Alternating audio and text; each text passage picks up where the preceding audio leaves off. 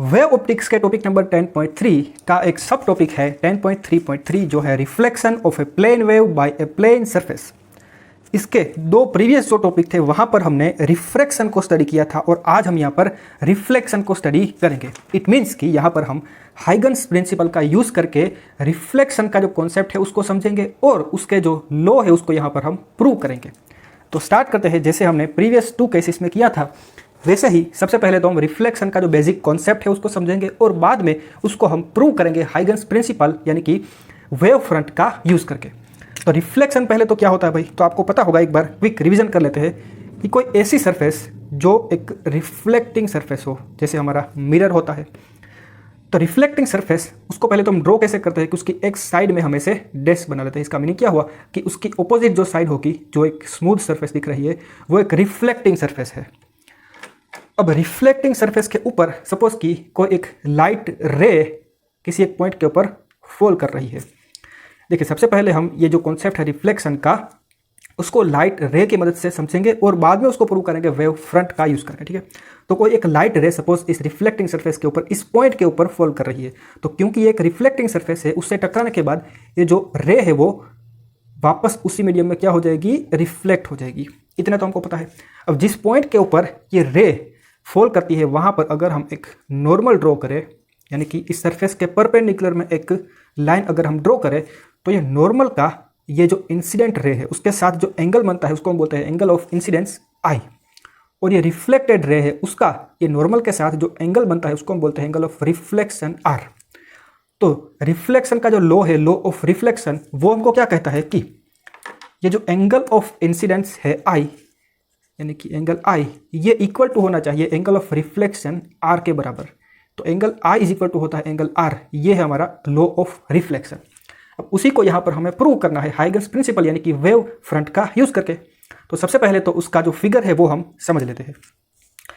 यहाँ पर मान लीजिए एक हमारे पास रिफ्लेक्टिंग सरफेस है और उस सरफेस को सपोज हमने नाम दिया पी पी डैश, और नीचे का हम पार्ट जो है उसको डैश वाला कर देते हैं। इट मीन्स कि ऊपर का जो पार्ट है वो एक रिफ्लेक्टिंग सरफेस का पार्ट है। ठीक है, अब हमें पता है कि वेव, देखिए हाइगन्स प्रिंसिपल का जो कॉन्सेप्ट है वहाँ पर हम सारे जो फिनोमेना है उसको वेव फ्रंट का यूज़ करके प्रूव करते हैं। तो सपोज कि इस साइड में हमने हमारा लाइट का सोर्स रखा है, तो वहाँ से एक वेव फ्रंट आएगा। सपोज कि एक वेव फ्रंट इस तरह से इस रिफ्लेक्टिंग सरफेस के ऊपर आ रहा है, और जब ये वेव फ्रंट यहाँ पर पहुँचेगा तब हमने उसका जो डायग्राम है वो ड्रॉ कर लिया। तो ये हमारा वेव फ्रंट अभी यहाँ पर पहुँचा हुआ है कुछ ऐसे कि उसका एक साइड का जो पॉइंट है वो जस्ट इस सरफेस को टच कर रहा हो। सपोज ये वेव फ्रंट को हम नाम दे दे ए बी, और हमें पता है कि वेव फ्रंट की प्रोपोगेशन की जो डायरेक्शन है उसको हम रिप्रेजेंट करते हैं लाइट रे से। तो ये हमारी रे की डायरेक्शन, अगर इसको हम नाम दे दे ए डैश, तो हमारा जो वेव फ्रंट है वो ए डैश से ए डायरेक्शन में कुछ इस तरफ आ रहा है। ठीक है, और हमें पता है कि ये जो लाइट रे होती है ये ऑलवेज परपेंडिकुलर होती है हमारे वेव फ्रंट से। अब देखिए वेव फ्रंट, हमें पता है लाइट कंटिन्यूसली आगे प्रोपोगेट करती रहती है, यानी कि वेव फ्रंट भी कंटिन्यूसली आगे बढ़ रहा होगा। तो उसकी आगे प्रोपोगेट होने की जो स्पीड है वो है मान लीजिए v जितनी।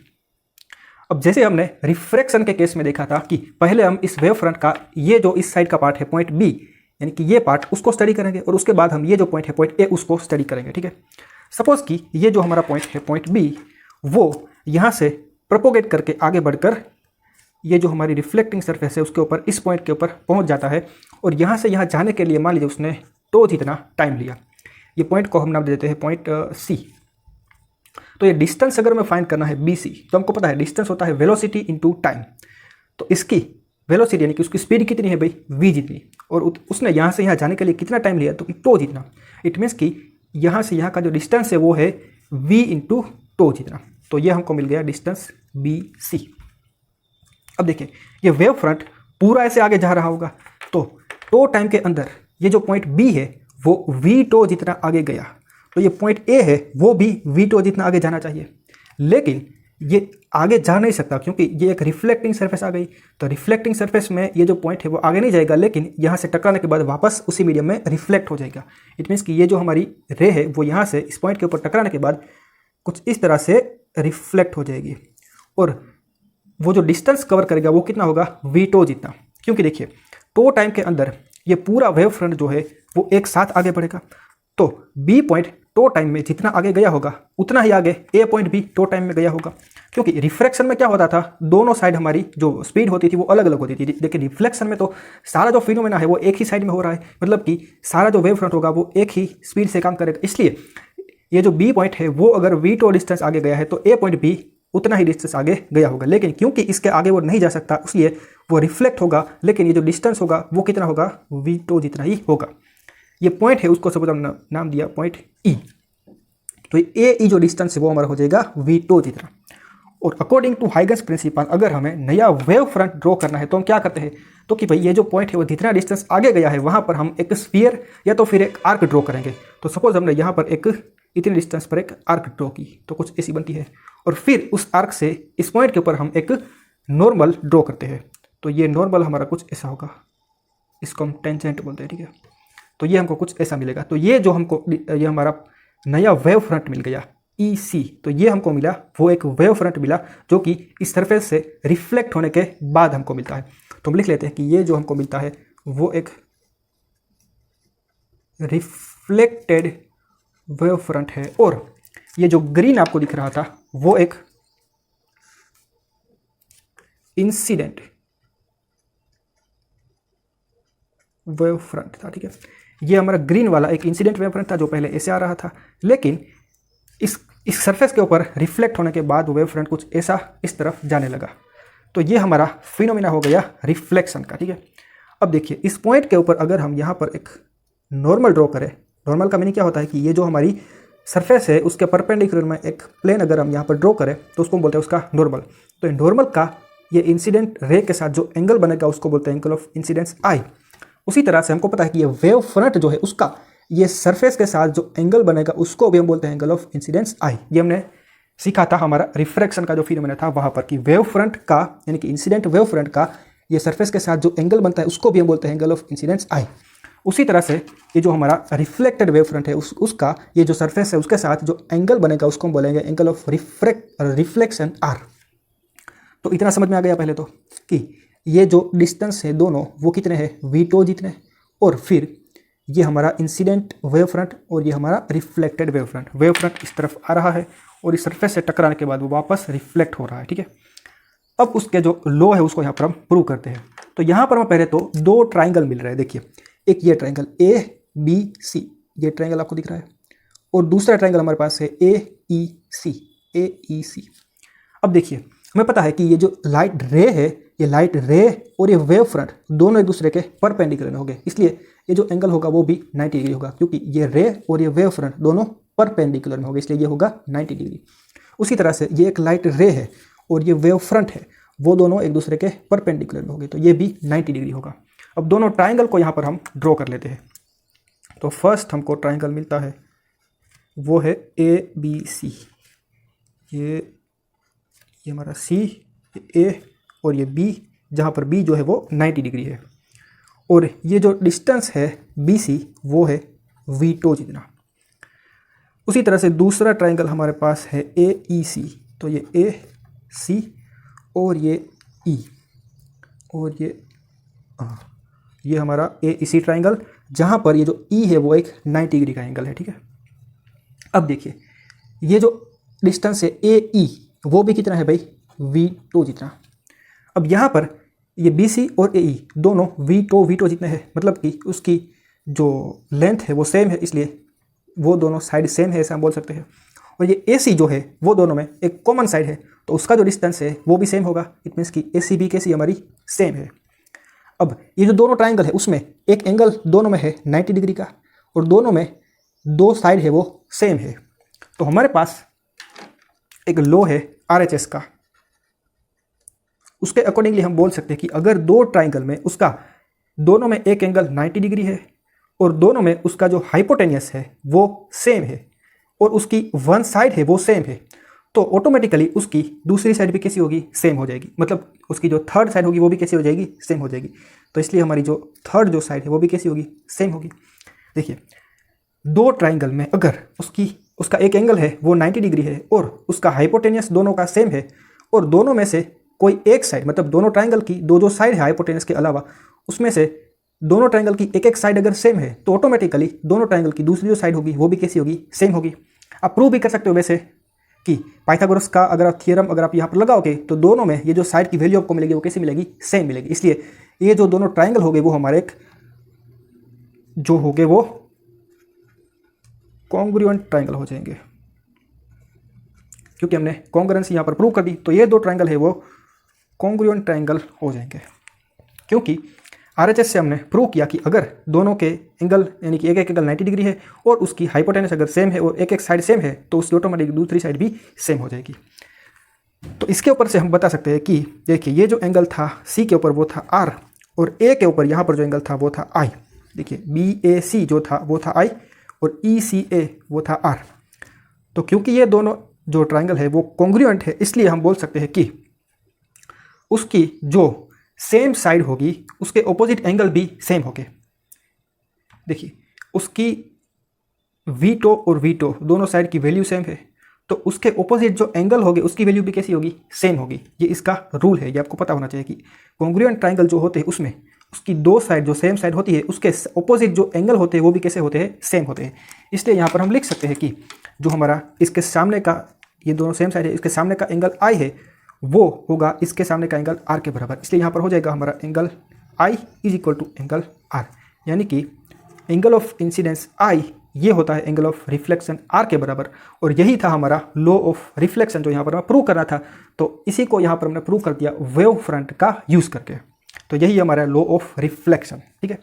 अब देखिए 10.3.1 और 10.3.2 में हमने रिफ्रैक्शन को स्टडी किया था और 10.3.3 में हमने रिफ्लेक्शन को स्टडी कर लिया है। तो ये वेव फ्रंट का यूज़ करके रिफ्रैक्शन और रिफ्लेक्शन को तो हमने स्टडी कर लिया। तो इसके ऊपर से हम हमारे जो प्रिज्म है, मिरर है और जो लेंस है उसका बिहेवियर कैसा होगा वो भी हम सीख सकते हैं। तो सबसे पहले हम स्टार्ट करते हैं प्रिज्म से।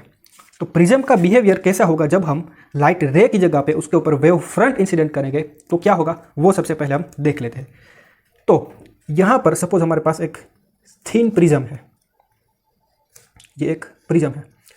हमको पता है प्रिज्म में बेसिकली होता क्या है कि देखिए ये हमारा एक प्रिज्म है। तो प्रिज्म में अगर हम लाइट रे को फॉल करेंगे तो वो कुछ ऐसे उसका जो पाथ है वो चेंज हो जाएगा। पहले वो ऐसे जा रही थी लेकिन प्रिज्म के अंदर से जाने के बाद उसका जो प्रोपोगेशन का पाथ है वो चेंज हो जाएगा। तो यहाँ पर हम एक वेव फ्रंट को इसके ऊपर यानी कि इस प्रिज्म के ऊपर फॉल करवा दे। वेव फ्रंट जो है वो इस डायरेक्शन में प्रोपोगेट कर रहा है। ये वेव फ्रंट का नाम है मान लीजिए AB। अब यहाँ पर अगर आप देखोगे तो ये एक प्रिज्म जो कि एक ग्लास का बना होगा और इसके आसपास का जो मीडियम जो एयर है जो कि एक रेयर मीडियम होगा और जो ग्लास है वो एक डेंसर मीडियम होगा। और हमें पता है कि ग्लास के अंदर क्योंकि ये एक डेंसर मीडियम है तो ग्लास के अंदर लाइट की जो स्पीड है वो डिक्रीज हो जाती है। तो नीचे का जो पोर्शन है उसको प्रिज्म के अंदर इतना सारा डिस्टेंस कवर करना पड़ेगा और ऊपर का जो पोर्शन है उसको प्रिज्म के अंदर सिर्फ इतना ही डिस्टेंस कवर करना पड़ेगा। और प्रिज्म के अंदर क्या होता है तो कि लाइट की जो स्पीड है वो कम हो जाती है। तो नीचे का जो पोर्शन है उसकी जो स्पीड है वो इतने डिस्टेंस के लिए कम हो जाएगी और ऊपर का जो पोर्शन है उसकी जो स्पीड है वो सिर्फ इतने डिस्टेंस के लिए ही कम होगी। तो ये जब यहाँ से आगे जाएगा तो क्या होगा कि उसका जो ऊपर का जो पोर्शन है वो थोड़े टाइम के बाद यहाँ पहुँच जाएगा, लेकिन जो नीचे का पोर्शन है वो थोड़े टाइम के बाद सिर्फ यहाँ ही पहुँचा होगा क्योंकि उसको ज़्यादा डिस्टेंस कम स्पीड से कवर करना था, इसलिए उसको आगे जाने में ज़्यादा टाइम लगेगा। आप ऐसे समझिए, देखिए सपोज़ ये हमारा एक रोड है और उसके साथ में ही एक सपोज़ कि पानी का झरना जा रहा है। अब इसके एक सपोज़ यहाँ पर आप खड़े हो और यहाँ पर आपका फ्रेंड खड़ा है और दोनों एक साथ इस साइड में दौड़ना चालू करते हो। तो थोड़े टाइम के बाद क्या होगा, क्योंकि ये एक सिंपल रोड है तो आप फटाफट से आगे चले जाओगे और क्योंकि ये एक वाटर है तो आपका जो फ्रेंड है वो धीरे धीरे आगे जाएगा, इसलिए थोड़े टाइम के बाद आप सपोज यहाँ पर पहुँच जाएगा लेकिन आपका फ्रेंड है वो यहाँ पर ही पहुँचा होगा। तो आपके दोनों के बीच में इतना गैप आ गया। तो यहाँ पर भी ये नीचे का जो पोर्शन है वो यहाँ पर धीरे धीरे आगे जाएगा लेकिन ऊपर का जो पोर्शन है उसको यहाँ पर फटाफट से आगे चला जाएगा, इसलिए ऊपर का जो पोर्शन है वो ज़्यादा आगे बढ़ जाएगा। तो थोड़े टाइम के बाद जो नया वेव फ्रंट हमको मिलेगा वो कुछ ऐसा मिलेगा। तो पहले वेव फ्रंट जो है वो ऐसा था लेकिन जब प्रिज्म से पास हुआ तो वेव फ्रंट ऐसा टिल्ट हो गया है, इसलिए जो नया वेव फ्रंट होगा वो कुछ इस डायरेक्शन में प्रोपोगेट करने लगेगा। तो जैसे हमने यहाँ पर देखा था कि लाइट रे जो है उसकी डायरेक्शन इस तरफ चेंज हो जाती है, उसी तरह से जो वेव फ्रंट है उसकी भी डायरेक्शन क्या हो गई, यहाँ पर चेंज हो गई। समझ में आया? देखिए हमें पता है प्रिज्म के अंदर जो कि ये ग्लास का बना है उसके अंदर, ग्लास के अंदर जो लाइट की स्पीड होगी वो डिक्रीज हो जाएगी। तो नीचे का जो पोर्शन होगा उसकी स्पीड ज़्यादा टाइम तक डिक्रीज होगी, इतने टाइम तक, और ऊपर का जो पोर्शन है उसकी स्पीड इतने टाइम तक ही डिक्रीज होगी। इसलिए ये जो ऊपर का पोर्शन है वो ज़्यादा आगे चला जाएगा और नीचे का पोर्शन है वो ज़्यादा आगे नहीं जा पाएगा थोड़े टाइम के बाद। इसलिए दोनों में ये गैप रह जाएगा इतना, और नया वेव फ्रंट हमें कुछ इस तरह से मिलेगा और वो इस डायरेक्शन में प्रोपोगेट होने लगेगा। तो वेव फ्रंट जो है वो प्रिज्म से पास होने के बाद थोड़ा क्या होता है, टिल्ट हो जाता है। तो ये हमने बात की प्रिज्म की। उसी तरह से अगर हम जो हमारा एक लेंस है, सपोज हम बात करते हैं एक कॉन्वेक्स लेंस की, तो ये हमारा एक कॉन्वेक्स लेंस है और इस तरफ से मान लीजिए एक वेव फ्रंट जो है वो इस डायरेक्शन में प्रोपोगेट कर रहा है। तो इसका जो बीच का, देखिए ये लेंस भी किसका बना होगा, ग्लास का बना होगा। तो ये जो बीच का पोर्शन है वो थिक है और ऊपर का जो पोर्शन है वो एक थिन पोर्शन है। तो ये जो बीच का पोर्शन होगा वेव फ्रंट का, उसको ज़्यादा टाइम के लिए ग्लास में रहना पड़ेगा, इसलिए उसकी जो स्पीड है वो ज़्यादा टाइम के लिए कम रहेगी, और ऊपर का दोनों का जो पोर्शन है वो थोड़े टाइम के लिए ही कम स्पीड से आगे गया होगा। इसलिए थोड़े टाइम के बाद, यानी कि कुछ टाइम के बाद अगर आप देखोगे तो इसका ऊपर का जो पोर्शन होगा वो ज़्यादा आगे चला जाएगा, लेकिन जो बीच का जो पोर्शन होगा वो लेस आगे जा पाएगा। उसी तरह से जैसे यहाँ पर गया था, ये पॉइंट भी ज़्यादा आगे बढ़ गया होगा, समझ पाया? क्योंकि बीच का जो पोर्शन है उसको इसके अंदर ज़्यादा डिस्टेंस कवर करना है और ज़्यादा टाइम तक रहना है, इसलिए उसकी स्पीड भी है वो ज़्यादा टाइम तक स्लो होगी, इसलिए वो ज़्यादा आगे नहीं जा पाएगा। तो इसके बाद नया वेव फ्रंट अगर आप ड्रॉ करोगे तो वो आपको कुछ ऐसा मिलेगा और वो कुछ इस डायरेक्शन में प्रोपोगेट करने लगेगा। तो नया वेव फ्रंट जो है वो आपको कुछ ऐसा मिलेगा, वो इस डायरेक्शन में जाएगा, फिर से नया वेव फ्रंट आपको ऐसा मिलेगा, फिर से नया वेव फ्रंट ऐसा, फिर से नया वेव फ्रंट ऐसा। तो अल्टीमेटली ये धीरे धीरे कम होता जाता है और किसी एक पॉइंट के ऊपर फोकस होता हुआ हमको दिखता है। हमको पता है कि कॉन्वेक्स लेंस होता है वो क्या करता है कि सारे जो लाइट रे उसके ऊपर आते हैं, देखिए कॉन्वेक्स लेंस क्या करता है कि सारे लाइट रे उसके ऊपर आते हैं, उसको एक पॉइंट के ऊपर कन्वर्ज करता है। उसी तरह से यहाँ पर वेव फ्रंट जब इस तरफ जा रहा था तो इसके पास होने के बाद वो क्या हो गया, धीरे धीरे एक पॉइंट के ऊपर कन्वर्ज हो गया, और जिस पॉइंट के ऊपर वो सारे जो लाइट रे है, मतलब कि वेव फ्रंट है, वो कन्वर्ज होता है, उसको बोलते हैं उसका फोकल पॉइंट, या फिर फोकस, पॉइंट ऑफ फोकस। और ये पोल और ये पॉइंट के बीच का जो डिस्टेंस है उसको बोलते हैं focal length F. It means कि ये जो वेव फ्रंट बनेगा उसकी जो रेडियस होगी, उसकी जो रेडियस होगी वो किसके बराबर होगी, तो कि फोकल लेंथ एफ के बराबर, वो एफ के बराबर होगी। ठीक है, तो इस तरह से ये जो कॉन्वेक्स जो हमारा लेंस है वो बिहेव करता है वेव फ्रंट के साथ। उसी तरह से अगर हम देखें एक मिरर का केस, तो सपोज हम कॉनकेव मिरर की बात करते हैं, तो ये हमारा कॉनकेव मिरर है। ठीक है, ये उसकी रिफ्लेक्टिंग सरफेस है। तो इसके ऊपर एक वेव फ्रंट जब फॉल करेगा तो क्या होगा, ये एक वेव फ्रंट है, ठीक है, स्ट्रेट होना चाहिए और ये इस डायरेक्शन में जा रहा है। तो इसका ऊपर का जो पोर्शन है उसको अगर आप देखोगे तो ये यहाँ से, क्योंकि एक रिफ्लेक्टिंग सरफेस है, तो इससे रिफ्लेक्ट होने के बाद मान लीजिए किसी एक टाइम इंटरवल के बाद वो यहाँ पर पहुँच गया, लेकिन इसका जो बीच का जो पोर्शन है उसको देखिए, इसको सिर्फ इतना डिस्टेंस कवर करना है, लेकिन इसको इतना ज़्यादा डिस्टेंस कवर करना है। आप अगर यहाँ से देखोगे तो ये डिस्टेंस आपको ज़्यादा दिखेगा, ये कम डिस्टेंस है यहाँ से यहाँ तक का, ये ज़्यादा डिस्टेंस है, मतलब कि ये जो पॉइंट है बीच का पोर्शन है उसको ज़्यादा डिस्टेंस कवर करना है। तो जितने टाइम में ये पॉइंट यहाँ से रिफ्लेक्ट होने के बाद यहाँ पर पहुँचेगा, उतने ही टाइम में ये पॉइंट है वो रिफ्लेक्ट होने के बाद सिर्फ यहाँ ही पहुँचा होगा, क्योंकि उसको ज़्यादा डिस्टेंस कवर करना पड़ता। उसी तरह से नीचे का जो पोर्शन होगा वो सेम बिहेव करेगा इसके बराबर। तो इसका जो पॉइंट है वो मान लीजिए यहाँ पर पहुँचा है, तो इसका जो वेव फ्रंट हमको मिलेगा वो कुछ ऐसा मिलेगा, क्योंकि बीच का जो पोर्शन है उसको ज़्यादा डिस्टेंस कवर करना है, इसलिए वो थोड़ा पीछे रह जाएगा। तो ये वेव फ्रंट है वो इस तरफ प्रोपोगेट करने लगेगा। तो नया वेव फ्रंट को कुछ ऐसा मिलेगा, फिर उसके बाद वेव फ्रंट ऐसा ऐसा ऐसा, और अल्टीमेटली वो किसी एक पॉइंट के ऊपर फोकस होता हुआ हमको दिखेगा।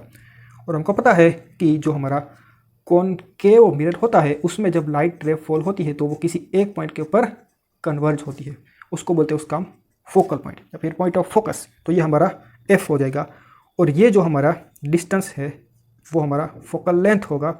और हमको पता है कि मिरर के केस में अगर इसका जो हमारा मिरर है उसकी रेडियस आर है, तो हमको पता है कि r इज इक्वल टू होता है 2f, इसलिए f होगा हमारा r/2। तो f इज इक्वल टू हो जाएगा हमारा r/2, इसलिए ये जो वेव फ्रंट बनेगा उसकी जो रेडियस होगी, ये रेडियस ये हमको मिलेगी r/2 जितनी।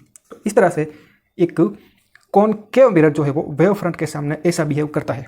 सेम हम ड्रॉ कर सकते हैं कॉनकेव मिरर, सॉरी जो ये कॉनकेव मिरर था, सेम हम ड्रॉ कर सकते हैं कॉन्वेक्स मिरर के लिए। तो कॉन्वेक्स मिरर अगर हम ले तो ये हमारा कॉन्वेक्स मिरर, इस तरफ से हमारा वेव फ्रंट आएगा, तो उसका जो बीच का पोर्शन है उसको यहाँ पर कम डिस्टेंस कवर करना पड़ता है। तो वो सपोज 2 टाइम के बाद यहाँ पर पहुँच गया, उसका ऊपर का और नीचे का जो पोर्शन है उसको ज़्यादा डिस्टेंस कवर करना पड़ेगा। इसलिए मान लीजिए कि वो थोड़े टाइम के बाद सिर्फ यहाँ पर पहुँचे हैं और ये जो बीच का पोर्शन है उसको क्योंकि कम डिस्टेंस कवर करना है तो थोड़ा आगे चला जाएगा। तो ये वेव फ्रंट वो है हमको ऐसा मिलेगा, नया वेव फ्रंट ऐसा मिलेगा, उसके बाद वेव फ्रंट ऐसा मिलेगा। और हमको पता है कि कॉन्वेक्स मिरर के केस में अगर हम लाइट रे उसके ऊपर फॉल करवाए तो वो उसको डाइवर्ज कर देता है। तो उसी तरह से यहाँ पर वेव फ्रंट जब आएगा तो उससे टकराने के बाद क्या होगा, इस तरफ से डाइवर्ज हो जाएगा।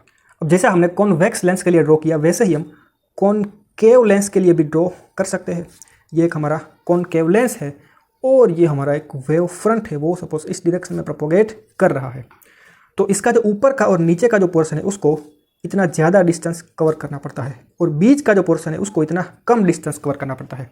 तो ये जब इस तरफ आगे जाएगा तो देखिए ऊपर का और नीचे का जो पोर्शन है उसकी जो स्पीड है वो ज़्यादा टाइम के लिए डिक्रीज हो जाएगी। इसलिए यहाँ पर अगर थोड़े टाइम के बाद हम देखेंगे तो सपोज ऊपर का जो पोर्शन है वो यहाँ पर पहुँचा हुआ है और क्योंकि उसका बीच का जो पोर्शन है उसको इस जो हमारा लेंस है यानी कि जो हमारा ग्लास है उसके अंदर ज़्यादा टाइम कम टाइम के लिए रहना, इसलिए उसकी जो स्पीड है वो डिक्रीज होगी लेकिन थोड़े टाइम के लिए होगी, इसलिए वो थोड़ा ज़्यादा आगे चला जाएगा।